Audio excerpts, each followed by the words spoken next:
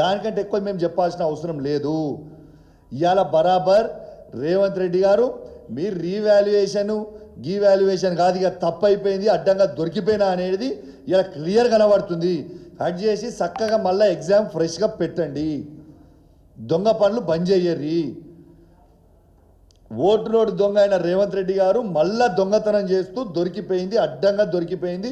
యావత్ తెలంగాణ ప్రజలు మొత్తం కూడా గమనించాలి, ప్రత్యేకంగా యువత మొత్తం కూడా గమనించాలి. దీంతో పాటు పెద్ద పెద్ద మాటలు మాట్లాడింది వీళ్ళు. రేవంత్ రెడ్డి గారు ఏం మాట్లాడిండు?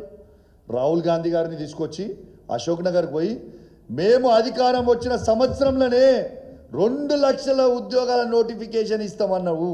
ఏమైనా 2 సంవత్సరాలు అయిపోతుంది. ఏమైంది? నీ ఒక్క ఉద్యోగానికైనా నువ్వు నోటిఫికేషన్ ఇచ్చినవా రేవంత్ రెడ్డి?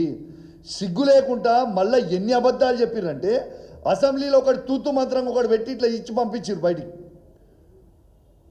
ఎక్కడికి పోయింది నీ నోటిఫికేషన్లు? ఏవి బాజాప్తలా మీరు సంతకాలు పెట్టి పేపర్ యాడ్లు ఇచ్చి గుళ్ళల ప్రమాణాలు చేసి మొత్తం చేసి పెట్టిర్రు. అశోక్ నగర్లో నిరుద్యోగ యువతని రెచ్చగొట్టిర్రు. రాహుల్ గాంధీ గారు మీరు పోయి సంవత్సరం లోపల 2 లక్షల ఉద్యోగాల నోటిఫికేషన్ ఇస్తామన్నారు. ఏ ఒక్క ఉద్యోగానికైనా నువ్వు నోటిఫికేషన్ ఇచ్చినవా? ఏది నీ షెడ్యూల్? ఏది ఆ రోజు డేట్లతో సహా టైంలతో సహా రాసి మీరు మొత్తం కూడా రిలీజ్ చేసిర్రు.